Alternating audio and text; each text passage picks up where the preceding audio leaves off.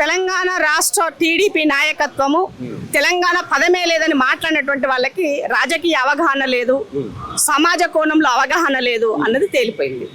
ఇక ముఖ్యమంత్రి గారి దగ్గరనే శాఖ ఉన్నది, పక్క రాష్ట్ర నాయకత్వము బ్రహ్మాండంగా పనిచేస్తుందని చెప్పే వాళ్ళకి నేను ఒకటే తెలియజేస్తున్నా. ఈ రాష్ట్రంలో ఎడ్యుకేషన్ సిస్టము ఎంత పురోగతి వైపుకి వెళ్ళిందో చదువుకున్నటువంటి వాళ్ళకి బాగా ఐడియా ఉంది.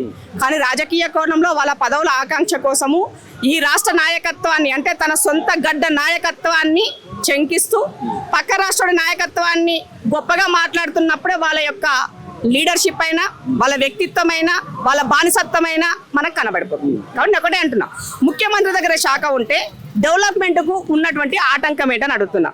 ఇవాళ ఇంటిగ్రేటెడ్ స్కూల్స్ వచ్చాయి. ఎడ్యుకేషన్ స్కూల్లో వాళ్ళకి ఒక పిల్లలకు కావాల్సిన కాస్మెటిక్స్ ఛార్జెస్ అయి ఉండొచ్చు, ఫుడ్ ఛార్జ్ అయి ఉండొచ్చు, హాస్టల్ వసతులు అయి ఉండొచ్చు, ఎడ్యుకేషన్లో పలు పాలసీ అయి ఉండొచ్చు, ఎడ్యుకేషన్ పాలసీలో తీసుకొచ్చినటువంటి ఒక కమిషన్ అయి ఉండొచ్చు, వివిధ రకాల రిక్రూట్మెంట్స్ అయి ఉండొచ్చు, అలాగే ఇంటర్, డిగ్రీ, పీజీకి సంబంధించినటువంటి ఉస్మానియా యూనివర్సిటీ లాంటి అన్ని యూనివర్సిటీలకి వీసీలను ఇవ్వడం అయి ఉండొచ్చు. వీటన్నిటికీ వాళ్ళ కళ్ళ కనబడతలేవా? కళ్ళున్న కబోదులు లెక్క మాకేం కనబడతలేదు, ఏం జరుగుతలేదు, లోకేష్ బాగా బ్రహ్మాండంగా చేస్తాడంటే మరి పోయి ఆ రాష్ట్రంలోనే ఉండండి, ఈ రాష్ట్రంలో ఎందుకు? మీరు భారమే బరువే మాకి, మీతోనే మాకేం అవసరం ఉన్నది? పోయి ఆ నాయకత్వం ఆడ భజన చేసి చక్క చేసుకోండి. సో ఇది తెలంగాణ రాష్ట్ర ప్రజలకు సంబంధించిన విషయం. మీకు ఏదైనా ఇబ్బందిగా ఉంటే ఈ రాష్ట్రంలో ఉన్న టీడీపీ నాయకత్వంగా మీరు ఏమైనా మాట్లాడాలనుకుంటే ఈ రాష్ట్రంలో ఉండి ప్రశ్నించండి. పక్క రాష్ట్రం వెళ్ళి మాట్లాడుతున్నాం అంటే నీ రాష్ట్ర పరువు, ఆత్మగౌరవాన్ని పక్క రాష్ట్రానికి తాకట్టు పెట్టినట్టు.